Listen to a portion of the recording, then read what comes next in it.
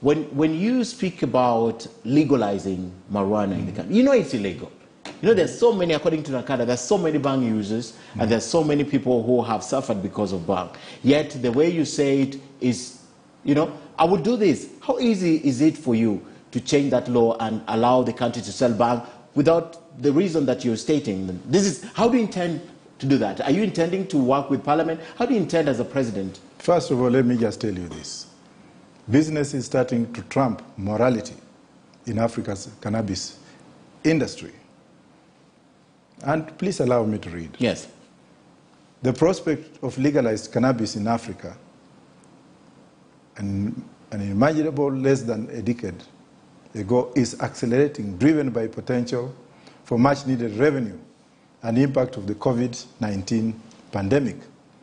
Then, the last statement I'll read for you says, generations of Africans have faced the wrath of colonial era and morality laws surrounding cannabis use, with many involved in cultivating and selling the plant jailed, forced to operate underground, and had their livelihoods destroyed. The colonialists, morality, and Africans. But as governments search for more sources of revenue, this once closed space is opening up, albeit not necessarily for smallholders' crops. Now, Morocco has been trading illegally, supplying the Europeans. And last year alone, it made $71 billion. Okay. Morocco has legalized marijuana. And Morocco is going to be the prime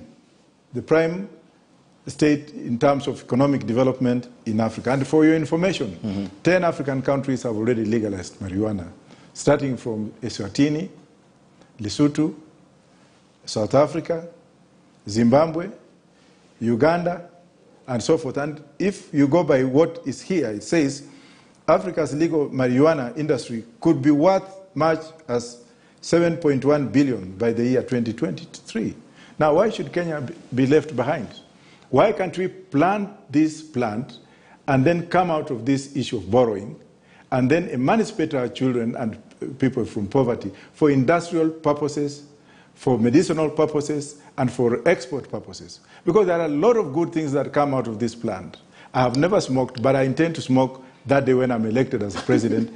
As soon as I'm sworn in, I will smoke the first joint. Have you spoken to your doctors about this? I've never smoked. Forget about the economic side of this. No, about the health side of it. I've never smoked, but I will smoke on that day, and I will invite everyone in State House to come and smoke so that we can see, we can purify that State House and purify KICC and go to Parliament and then purify it from these dangerous criminals who have been looting this country to some extent. You want a smoking nation. That's what you're calling for. Well, that would be the purification side of it. A smoking nation? Not a smoking nation. I'm saying I'm going to celebrate because we are going to make money out of it. Celebrate by smoking? Yes, definitely. How many people